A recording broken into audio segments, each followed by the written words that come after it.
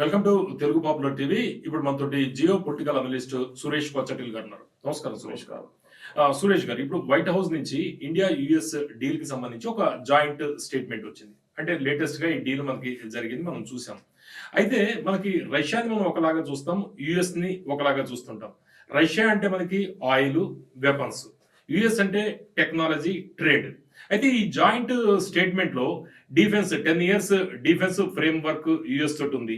అదేవిధంగా రష్యా చమురుకు సంబంధించి కొన్ని ఆంక్షలు ఇవన్నీ కూడా ఉన్నాయి. దీంతో పాటు ఎక్స్పోర్ట్స్ కి అదేవిధంగా ఇంపోర్ట్స్ కి సంబంధించిన కూడా చాలా ఫైండింగ్స్ ఇందులో మనం చూడొచ్చు, చాలా విషయాలు.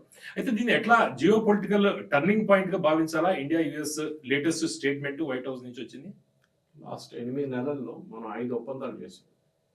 దాంట్లో న్యూజిలాండ్తో ఒకటి చేసాం, యూకేతో చేసాం, ఈయూతో ఒప్పందం చేసుకున్నాం, ఇప్పుడు యుఎస్తో చేస్తున్నాం. మనకందరూ తెలిసింది ఇది ఒక ఫ్రేమ్ వర్క్ అగ్రిమెంట్, ఇది డీల్ కాదు. ఫ్రేమ్ వర్క్ అగ్రిమెంట్ అన్నప్పుడు ఏమవుతుందంటే ఒక ఫ్రేమ్ వర్క్ ఉంటుంది, దాని లోపల మీరు వర్క్ చేసుకుంటారు. ఓకే, ఇది ఇంటీరియర్ అగ్రిమెంట్, ఫైనల్ కాదు. ఓకే, ఎందుకంటే ట్రంప్ తోని ఫైనల్ అగ్రిమెంట్ చేయలేము, ఆయన రాత్రి మార్చేస్తాడు. మళ్ళీ యూరోపియన్ యూనియన్ చూసాం, మనం కొరియా చూసాం. మనం కొరియా ఒప్పందం పెట్టారు, ఏమైంది? పొద్దున్న లేసి ఒక వారం ముందు నేను ఇంకా 15% పెడతాను. మరి మీరు పెట్టిన ఒప్పందానికి ఏం విలువ ఉంది? ఏం లేదు. సో ట్రంప్తో ఉన్న ప్రాబ్లం ఇదన్నమాట. సో మనం ఇది అర్థం చేసుకోవాలి ఫస్ట్. నెక్స్ట్ స్టెప్ ఏంటంటే, ఈ మాట్లాడుతూ ట్రంప్ ఏదో అంటాడు అప్పుడప్పుడు. ఫర్ ఎగ్జాంపుల్ మనం ఒకటి అర్థం చేసుకోవాలి, దీంట్లో ఈ గేమ్ ఆడినప్పుడు ఇండియా చాలా టఫ్గా నిలబడ్డది. India and China were the only 2 countries. మనం ఇది ఎంత టారిఫ్ పెట్టినా కానీ మనం ఏం అనలేదు, రియాక్ట్ కాలేదు. మిగతా దేశాలు రియాక్ట్ అయ్యారు చాలామంది. చైనా రియాక్ట్ ఎట్లా అయ్యారంటే, వాళ్ళు థ్రెటన్ చేశారు స్ట్రేట్ అవే. వచ్చా మా మీద 250% పెడతారన్నారు కదా, సరే మేము సోయాబీన్ కొన్నాం మీ దగ్గర నుంచి. యుఎస్ నుంచి అన్నిటికంటే మ్యాక్సిమం అగ్రికల్చర్ ప్రొడ్యూస్ సోయాబీన్ వాళ్ళ దగ్గర. ఆ సోయాబీన్ మ్యాక్సిమం కొంటున్న వాళ్ళు చైనా. 60 నుంచి 70% యుఎస్ ప్రొడక్షన్ చైనా కొనుక్కుంటుంటాయి. ఎప్పుడు ఓవర్ నైట్ చైనా చెప్పేసి మేము బంద్ చేసేస్తున్నాం రేపటి నుంచి. ట్రంప్ ప్యానిక్ అయ్యాడు, ఎందుకంటే ఆయన ఓటింగ్ బ్యాంక్లో ఈ సోయాబీన్ ఫార్మర్స్ చాలా మంది ఉన్నారు. రేపు మిడ్ టర్మ్ ఎలక్షన్ వచ్చినప్పుడు ఆయన మీద అంతే సంగతి. ఇమ్మీడియట్గా ట్రంప్ దిగొచ్చి అన్ని తగ్గించేసి 38% తీసుకొచ్చాడు. అది కూడా ఎక్కువ, 38. ట్రంప్కి తెలిసిపోయింది సోయాబీన్ ఒకటే కాదు, రేపు చైనా వాళ్ళ పగ్గ నుంచి పంపిస్తున్న ఎలక్ట్రానిక్ పార్ట్స్ బంద్ చేస్తే యూఎస్లో చాలా ఎలక్ట్రానిక్ కంపెనీస్ బంద్ అయిపోతాయి. చిన్న పార్ట్స్ ఉంటుంది, అన్ని చైనాలో తయారవుతుంది. యూఎస్ చేయలేరు, అది వాళ్ళ కాస్ట్ ఎక్కువైపోతుంది, వాళ్ళ ప్రొడక్షన్ ఫెసిలిటీస్ లేదు. వాళ్ళు మొదలు పెట్టాలంటే ఇంకో 3 సంవత్సరాలు పడుతుంది. అట్లనే కార్స్కి కావాల్సిన చాలా మటుకు మిషనరీ పార్ట్స్ అది కూడా చైనా నుంచి వస్తుంది. ఇదంతా బంద్ చేస్తే అయిపోతుంది. సో ద గేమ్ ఏం జరిగిందంటే, ఇంగ్లీష్లో అంటారు హూ బ్లింక్డ్ ఫస్ట్ అని. స్టేర్ చేసుకుంటూ కూర్చున్నాం మనం, ఎవరు కన్ను ఫస్ట్ కొడతారు వాళ్ళు పోయినట్టు. సో గేమ్ బ్లింకింగ్లో ట్రంప్ బ్లింక్ చేశాడు ఈసారి, చాలా క్లియర్గా తెలిసిపోయింది. ఎందుకంటే ఒక 2 వారాలు 3 వారాల దాకా వాళ్ళ ట్రేడ్ సెక్రటరీ కానీ కామర్స్ సెక్రటరీ వీళ్ళందరూ చాలా పెద్ద స్టేట్మెంట్స్ ఇచ్చారు, అది ఇది అని చెప్పేసి. కానీ మీరు చూసుంటారు, ట్రంప్ సడన్గా మన యూత్ డీల్ సైన్ చేయగానే దిగొచ్చింది ఇమీడియట్గా. అఫ్కోర్స్ వాళ్ళ అంబాసిడర్ ఇక్కడ చాలా అగ్రెసివ్గా గౌరవ్, ఆయన వచ్చిన తర్వాత చాలా మటుకు 4 వారాలు వచ్చి అంతే చాలా మార్పులు తీసుకొచ్చాడు. ఒకటి, ఆయనకి ట్రంప్తోని ప్రాక్సిమిటీ చాలా ఉంది. ఆయన కెరియర్ డిప్లొమాట్ కాదు, మనలాగా ఐఎఫ్ఎస్ ఆఫీసర్ కాదు, పొలిటికల్ అపాయింటీ ఆయన. ఓకే. సో ఆయన ట్రంప్ ఫ్యామిలీతో చాలా క్లోజ్. ట్రంప్ ఇంట్లోనే ఉంటారు అక్కడ మారాలోగులో. జోక్ ఏంటంటే మేయర్ ఆఫ్ మారాలోగు ఉంటారు ఆయన. సో ఆ పరిస్థితి గల్ఫ్ మన ఈయన గాల్ఫింగ్ పార్ట్నర్ అంతా. ఆయన డైరెక్ట్ ట్రంప్కి యాక్సెస్ ఉందన్నమాట. వీళ్ళందరినీ బైపాస్ చేసి మార్కో రూబియో కానీ, కామర్స్ సెక్రటరీ కానీ, ట్రేడ్ సెక్రటరీ కానీ, వీళ్ళ అందరినీ బైపాస్ చేసి డైరెక్ట్ మాట్లాడతారు ట్రంప్తో. ఆయన చాలా మటుకు ప్రెషర్ తీసుకొచ్చారు. మనం యుఎస్కి భారతదేశంలో, ఇంత ఇంపార్టెంట్ కంట్రీ అయిన భారతదేశంలో మనకు విలన్ లాగా తయారవుతున్నాం ఇక్కడ. నేను చాలామంది ప్రజల్ని కలిశాను, చాలా బిజినెస్ వాళ్ళని కలిశాను, వాళ్ళందరూ అంటున్నారు యుఎస్ ఇస్ అన్రిలయబుల్. వాళ్ళని ఇవాళ ఒక మాట చెప్తారు, రేపు ఒక మాట చెప్తారు, మనం వాళ్ళని సీరియస్గా తీసుకోలేము అని చెప్తున్నారు. మనమే కదా, ప్రపంచం అంతా కూడా అట్లాగే చూస్తున్నారు. సో అట్లాంటి పరిస్థితుల్లో మీరు ఏమైనా చేయాలి ఇమీడియట్గా అని చెప్పి ఒక ప్రపోజల్ వచ్చింది. సో దాన్ని ట్రంప్ అంగీకరించుకొని ఫస్ట్ టారిఫ్ తగ్గిస్తా అనౌన్స్ చేశారు. ఆ అనౌన్స్మెంట్ ఇవాళ సంతకం పెట్టారు. దీంట్లో మనం అర్థం చేసుకోవాల్సింది ఏంటంటే మనం అనుకుంటాం 18% అనగానే 18% అన్ని ప్రోడక్ట్స్ మీద ఉంటుందని కాదు. 18% రెసిప్రోకల్ టారిఫ్. మా మీద మీరు 18% ఒక ప్రోడక్ట్ మీద పెడితే మేము మీ మీద కూడా 18% పెడతాం. మాకు మీరు 2% టారిఫ్ పెడితే మీరు కూడా 2% పెట్టుకోవచ్చు. రెసిప్రోకల్. ఈ 50% పెట్టిన టైంలో కూడా పవన్ గారు మీరు గుర్తుపెట్టుకోండి, ఫార్మాస్యూటికల్స్కి 0% ఉండే tariff. Electronics and semi conductors మనం ఇక్కడ నుంచి ఎక్స్పోర్ట్ చేస్తుంది, దానికి కూడా 0% ఉంది. ఇప్పుడు తగ్గించి 18 చేశారు కదా. ఇప్పుడు సిమెంట్ అండ్ స్టీల్ 18 అయినా కానీ ఇప్పుడు కూడా మనం 50% కడుతున్నాం. 50 కాదు, 55. ఎందుకంటే అది ఎప్పటి నుంచో 55 ఉంది. దాన్ని తగ్గించారు. ఎందుకంటే వాళ్ళు ఏం చేస్తున్నారు అంటే మనం డంపింగ్ చేస్తున్నాం. ఇప్పుడు తీసేసింది అడిషనల్ ట్యాక్స్. అది ఏం తీసినా కానీ పాత రేటే ఉంటుంది సిమెంట్ స్టీల్కి, అది ఎప్పుడు తగ్గదు. ఓకే, అది మొదటి నుంచి అదే ఉంది. మొదటి నుంచి అదే. ఎందుకంటే మనం డంపింగ్ చేస్తున్నాం. చైనా కూడా అంతే. చైనా వచ్చి వాళ్ళ కాస్ట్ అంటే యుఎస్ తయారు చేస్తున్న ఒక బ్యాగ్ సిమెంట్కి మనం ఒక రేటు పెట్టుకుందాం ఒకటిగా, ఓన్లీ నోషనల్ అమౌంట్ $10 అనుకో. మనం దాన్ని తీసుకొచ్చి $5 అమ్ముతున్నాం యూఎస్లో. ఇప్పుడు ఏమైపోతుంది, లోకల్ మార్కెట్ కంప్లీట్ వైప్అవుట్ అయిపోతుంది.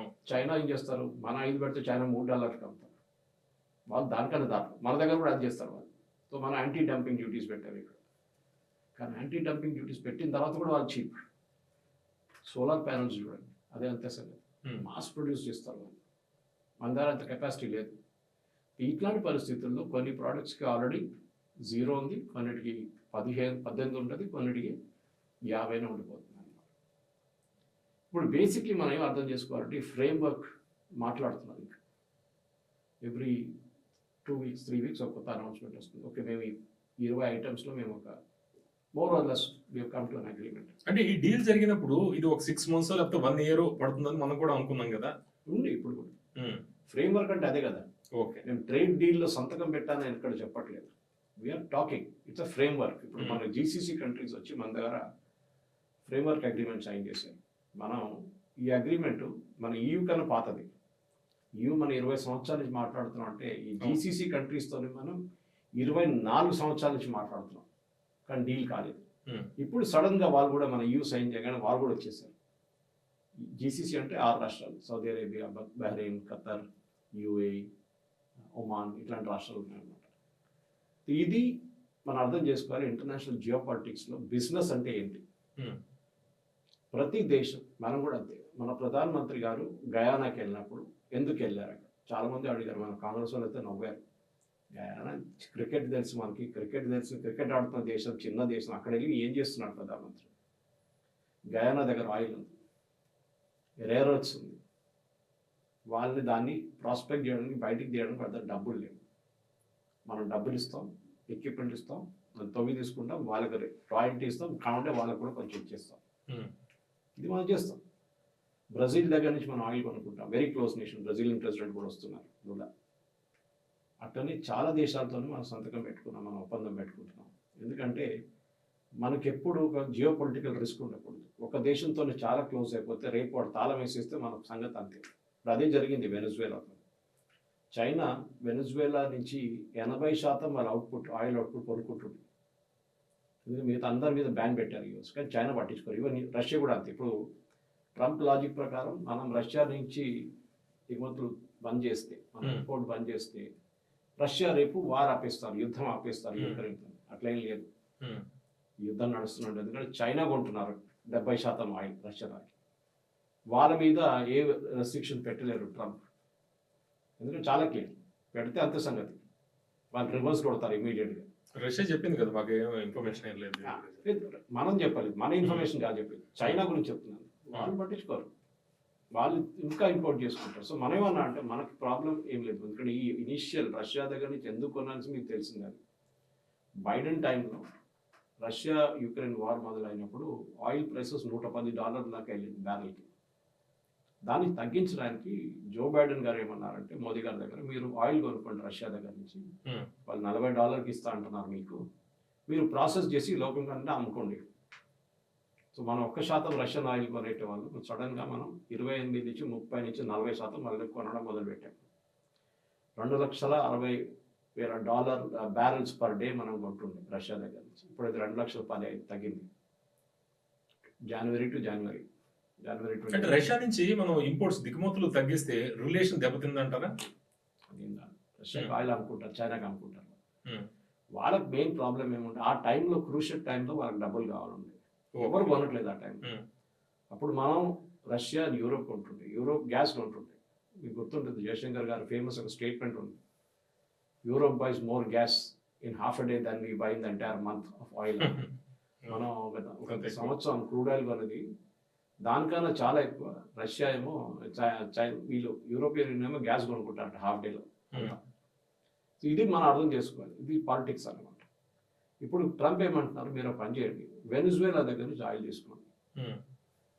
రేట్ అంతా చెప్పట్లేదు, బహుశా రష్యన్ రేట్తో మ్యాచ్ చేస్తున్నారు. మీ ప్రాబ్లం ప్రైస్ కదా. ఎందుకంటే లోకంలో పవన్ గారు అన్నిటికంటే 2 important countries maximum oil consume చేసే చైనా అండ్ ఇండియా. ఎందుకంటే మన పాపులేషన్ చాలా ఎక్కువ, చాలా పెద్ద పాపులేషన్ మన 2 కంట్రీస్. మన ఇద్దరు కలిసి వరల్డ్లో 40% ఆఫ్ జీడిపి మనది, China and India put together 27 and 16. అప్పుడు మన దగ్గర ఆయిల్ కావాలి, మనకు చాలా ఆయిల్ కన్జ్యూమ్ చేస్తాం.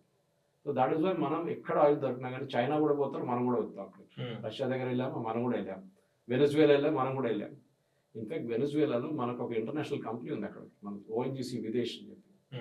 ప్రతిరోజు 5,000 బ్యారెల్ ఆఫ్ ఆయిల్ మనం ఇప్పుడు కూడా ప్రాస్పెక్ట్ చేసుకుంటున్నాం అక్కడి నుంచి. కానీ లాస్ట్ 6 నెలలు ఆగిపోయింది.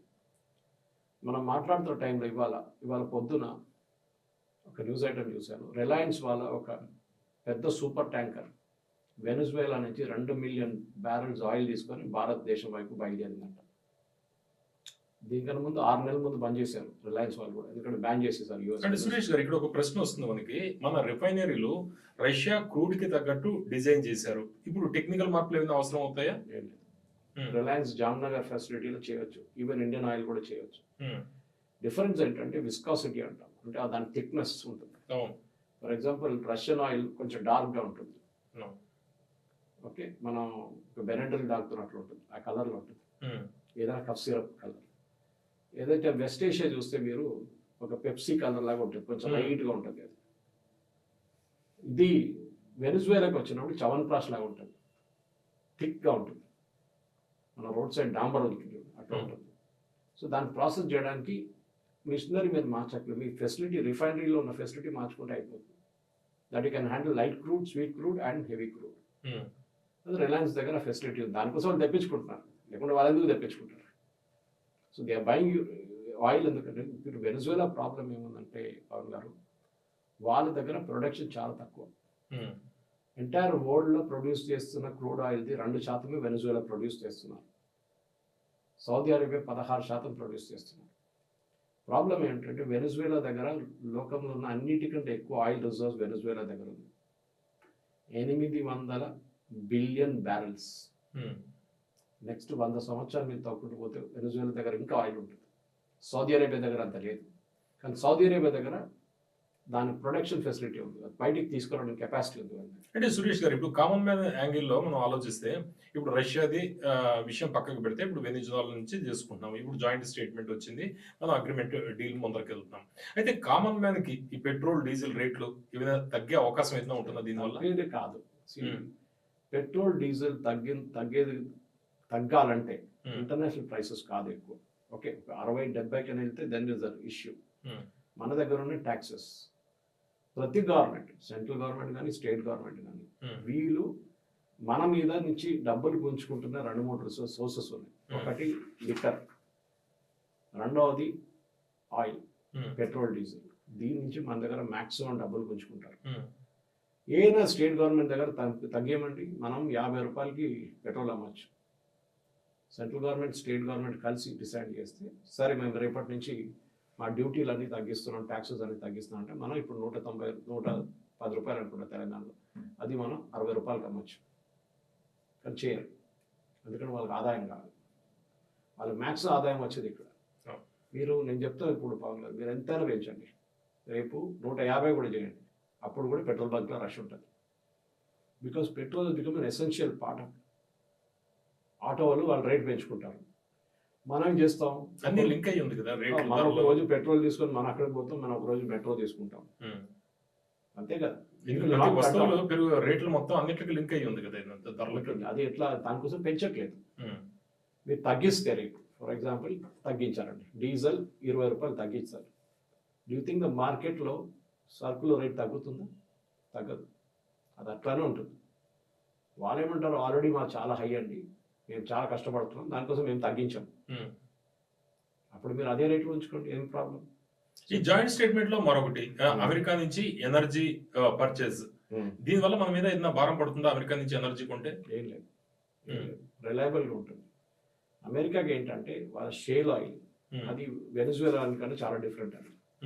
అది లైట్ స్వీట్ లాగా ఉంటుంది, అది బ్రిటిష్ బ్రెడ్ క్రూడ్ లాగా ఉంటుంది, అది మనం కొనుక్కోవచ్చు, ప్రాబ్లం లేదు మనకి. అమెరికా నుంచి ఏంటంటే మనకు మెయిన్ గా కావాల్సింది, మీరు దాంట్లో ఒక డిఫెన్స్ డీల్ ఒకటి వచ్చింది 10 సంవత్సరాలు, చాలా ఇంపార్టెంట్.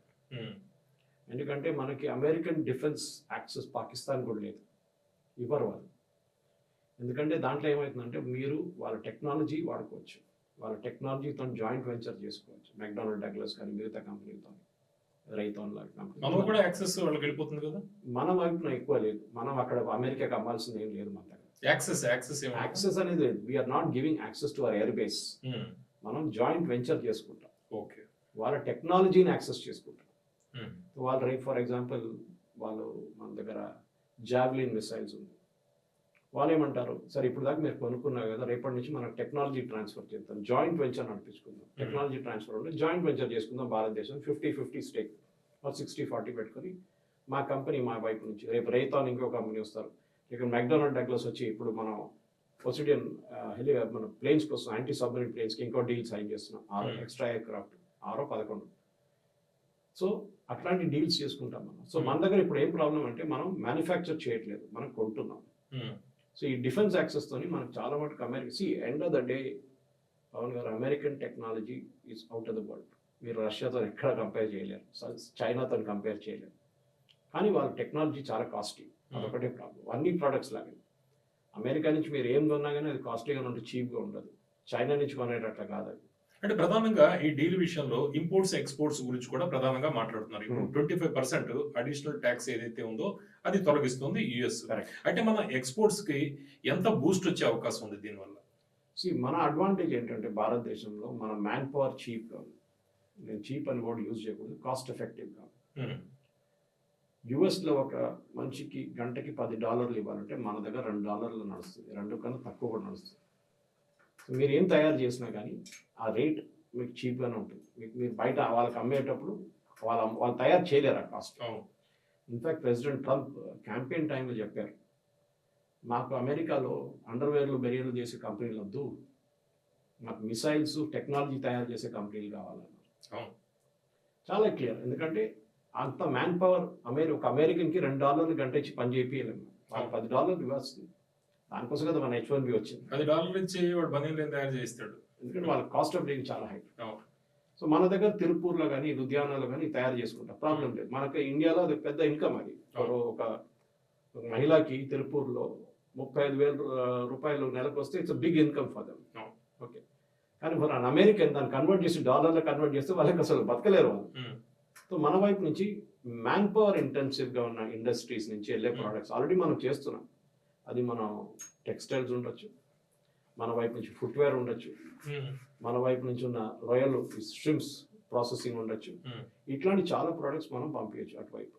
జెమ్స్ అండ్ జ్యువెలరీ, ఇంకోటి సూరత్ నుంచి అంత కటింగ్ పాలిషింగ్ అంతా, ఇదన్నీ మన మెయిన్ ఎక్స్పోర్ట్స్ ఉంటుంది. అది కాకుండా మన వైపు నుంచి ఫార్మస్యూటికల్స్, అన్నిటికంటే పెద్ద one of the biggest components is pharmaceutical. I think almost 16% మన టోటల్ ఎక్స్పోర్ట్ ఫార్మస్యూటికల్స్ యుఎస్కి. ఎందుకంటే మన దగ్గర ఉన్న జనరిక్ డ్రగ్స్ యుఎస్ మార్కెట్లో చాలా ఫేమస్. దానికోసం ట్రంప్ 50% పెట్టినప్పుడు కూడా టారిఫ్ ఫార్మస్యూటికల్ మీద 0. ఇక వాళ్ళకి కావాలి కదా, అక్కడ అమెరికన్ కన్జ్యూమర్ వాళ్ళ షాప్కి వెళ్తే దాని మీద 50% పెడితే వాళ్ళు కట్టాలి డబ్బులు, మనం కాదు కట్టేది. సో యూరోప్ నుంచి వచ్చే డ్రగ్స్ కన్నా మన డ్రగ్స్ చాలా చీప్. ట్రంప్ యూరోప్తో అదే పెద్ద గొడవ నడుస్తుంది, ఫ్రాన్స్తో, జర్మనీతో. మీ డ్రగ్స్ కాస్ట్ తగ్గించండి, మీరు డ్రగ్స్ ఇక్కడ పంపిస్తున్నారు, చాలా ఎక్స్పెన్సివ్ ఉంది మీది. ఇండియా వాళ్ళు జనరల్కి పంపిస్తున్నారు, అది చాలా చీప్గా ఉందని. సో అదొక అడ్వాంటేజ్ అనమాట మనకి. సో మన తరఫు నుంచి మీరు చూస్తే ఫర్ ఎగ్జాంపుల్ మన అగ్రికల్చర్ మన ఇన్ఎఫెక్టివ్ అని చెప్తాం మనం. కానీ పోయిన సంవత్సరం ఐ థింక్ 23-24లో బహుశా నేను మెన్షన్ చేశాను, ఇది 60,000 కోట్లు మనం షిమ్స్ ఎక్స్పోర్ట్ చేసాం, సారీ ఏం చెప్తారు, ఫిషరీస్ ఎక్స్పోర్ట్ చేసాం భారతదేశం నుంచి, ఫిష్ అండ్ ఫిష్ ప్రోడక్ట్స్. దాంట్లో 40,000 కోట్లు షిమ్స్, మన రొయ్యలు 40,000 కోట్లు, నాట్ స్మాల్ అమౌంట్. దానికోసం మొన్న ఇది అనౌన్స్ చేయగానే ట్రంప్ ఒక 3 రోజుల ముందు అనౌన్స్ చేసిన ట్రూత్ సోషల్లో, కేరళలో ఉన్న చాయిస్ గ్రూప్ అని పెద్ద షిప్ కంపెనీ ఉంది, వాళ్ళ వైపు రాత్రి 12 గంటలకు పండుగ చేసుకున్నారు అక్కడ వాళ్ళు, క్రాకర్స్ పెంచుకున్నారు, అది చాలా సెలబ్రేషన్ ఉండే రాత్రి, ఎందుకంటే బిగ్ బిజినెస్ వాళ్ళకి. మళ్ళీ ఆ బిజినెస్ మొత్తం ఆగిపోయింది యాక్చువల్లీ. ఇప్పుడు మన వైపు కూడా నెల్లూరు వైపు మిగతా ఇక్కడ ఉన్న ఫార్మ్స్ కూడా వాళ్ళు కూడా ప్రొడక్షన్ పెంచుతారు ఇప్పుడు. చిన్న అమౌంట్ కాదు, 40,000 కోట్లు అంటే ఇట్స్ అ బిగ్ అమౌంట్ మనకి. అది యుఎస్కి వెళ్తే దాని వాల్యూ ఇంకా ఇంక్రీజ్ చేస్తారు వాళ్ళు రీటైలర్స్. ఈ జాయింట్ స్టేట్మెంట్ చైనాకి ఏదైనా స్ట్రాటజిక్ మెసేజ్ లాంటిది ఏదైనా పంపిస్తున్నామా మనం, అంటే యుఎస్ ఏదైనా పంపిస్తున్నాం? యుఎస్కి చైనాతో ప్రాబ్లం ఏముందంటే, ఒకటి వాళ్ళకి చైనా నచ్చరు, సింపుల్ లాజిక్ చెప్పాలంటే. వాళ్ళ ప్రాబ్లం చైనాతో ట్రేడ్తో ఉంది, పొలిటికల్గా కూడా ఉంది, చాలా మందికి ఉంది సమస్య. మనకు కూడా ఉంది. పాకిస్తాన్కి ఆయుధాలు ఇస్తున్నారు, పాకిస్తాన్కి ప్లేన్లు ఇస్తున్నారు. సో అమెరికాకు డౌట్ ఏముందంటే, ఇప్పుడున్న యుద్ధంలో చైనా కొనుక్కుంటానని చెప్పాను చూడండి 70% ఆయిల్, పేమెంట్ ఎట్లా ఇస్తున్నారు రష్యా అని అడుగుతున్నారు. మీరు యువాన్లు ఇస్తున్నారా, రూబుల్ ఇస్తున్నారా, ఎందుకంటే డాలర్ అయితే బ్యాన్ చేసేస్తారు స్విఫ్ట్ నుంచి.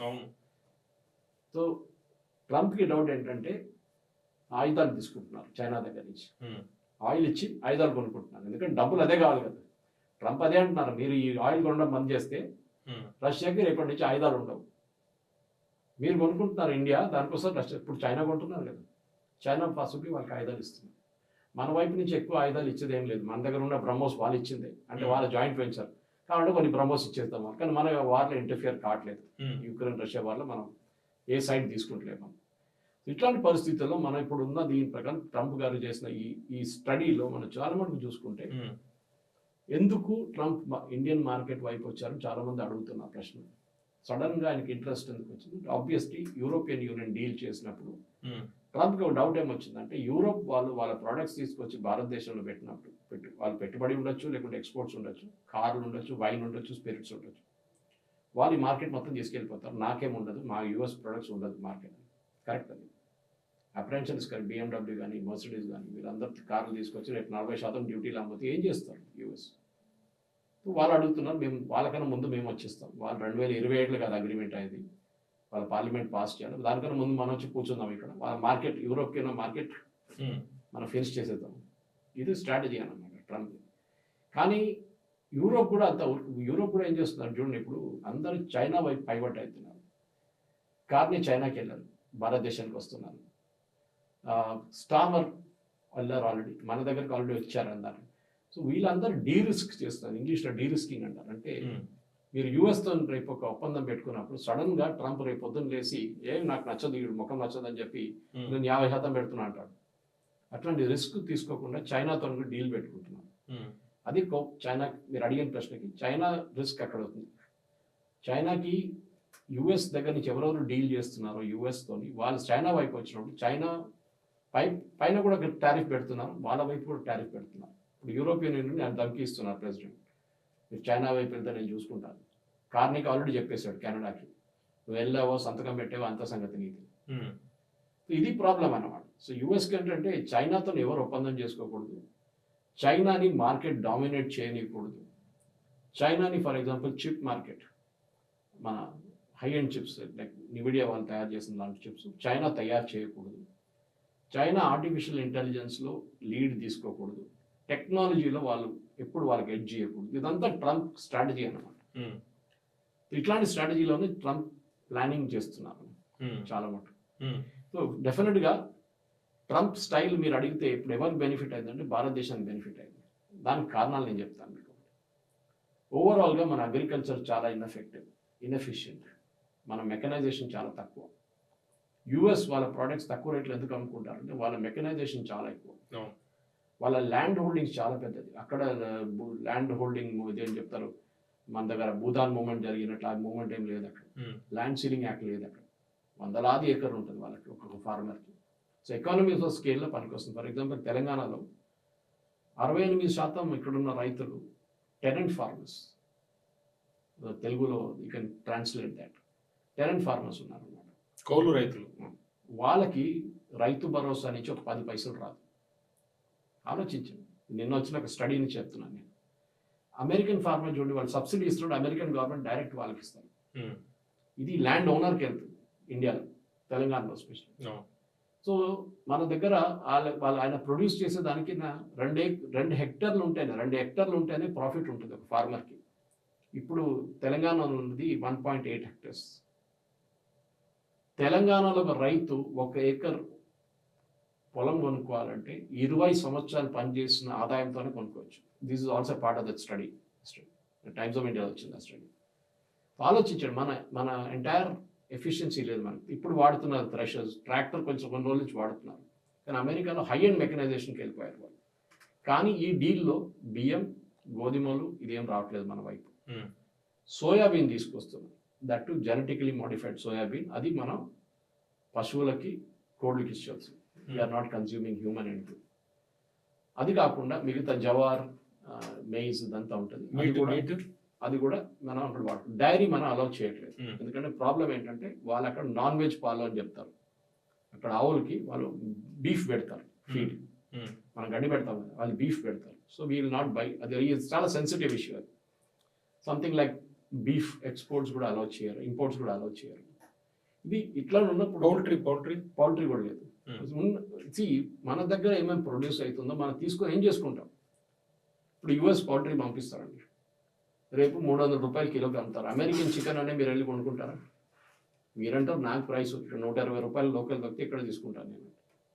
డిమాండ్ ఉండాలి. ఫర్ ఎగ్జాంపుల్ మనం ప్రొడ్యూస్ చేయని ప్రోడక్ట్స్ తీసుకొచ్చి ఇక్కడ అమ్మచ్చు. ఫర్ ఎగ్జాంపుల్ ఆమండ్స్, ఓకే, రేజిన్స్, అట్లాంటి డ్రై ఫ్రూట్స్ చాలా మటుకు మన దేశంలో కాశ్మీర్ వైపు కొంచెం ఉంది, కానీ ఎక్కువ మిగతా దేశంలో మన ప్రొడక్షన్ చాలా మటుకు 90% మనం ఇంపోర్ట్ చేస్తున్నాం. అంటే అప్పట్లో ఒకటి జరిగింది చర్చ, ఈ చికెన్ లెగ్ పీసెస్ కి సంబంధించి అది ఇంపోర్ట్ చేసుకుంటే పౌల్ట్రీ దెబ్బతింటుంది కదా.